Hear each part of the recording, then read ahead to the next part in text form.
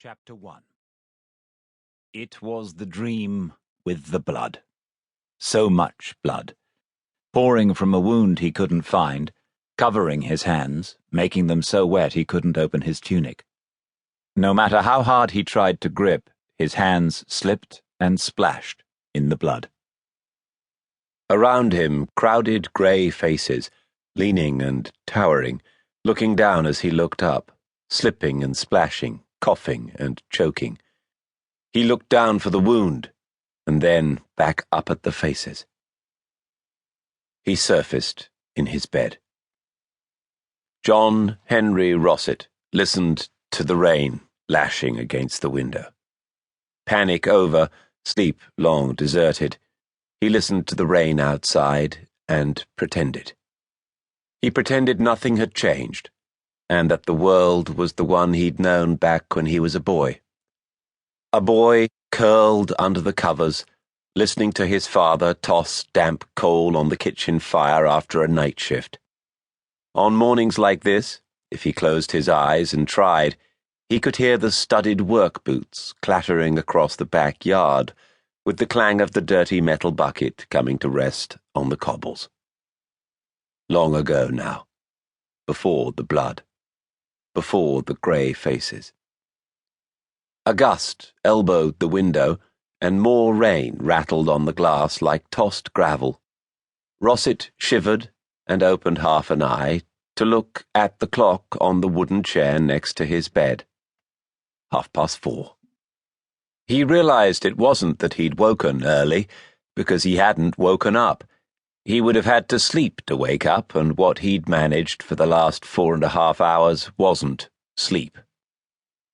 He reached out of the bed and switched off the alarm before it had a chance to disturb the rest of the house, then pulled his bare arm back into the warmth.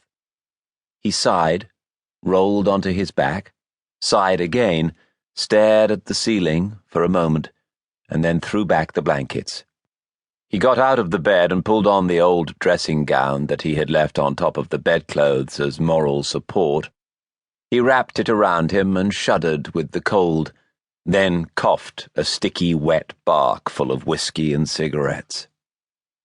He walked to the window, lit a cigarette from the pack in his dressing gown, and took his first drag.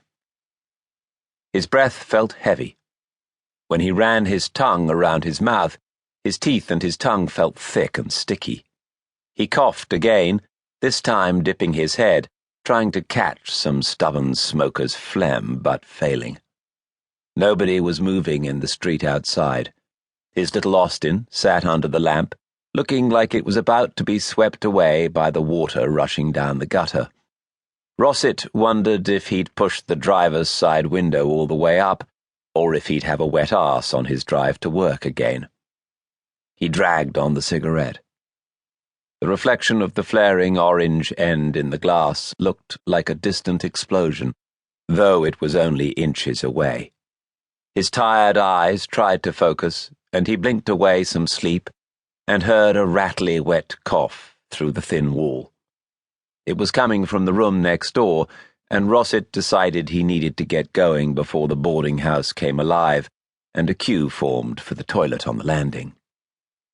It wasn't easy being a police sergeant attached to the SS in London in 1946, and Rossett didn't want to make it any harder than it already was.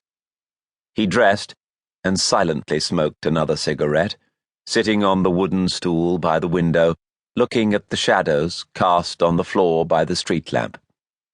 Eventually he rose with a sigh and went downstairs to the small kitchen at the back of the house.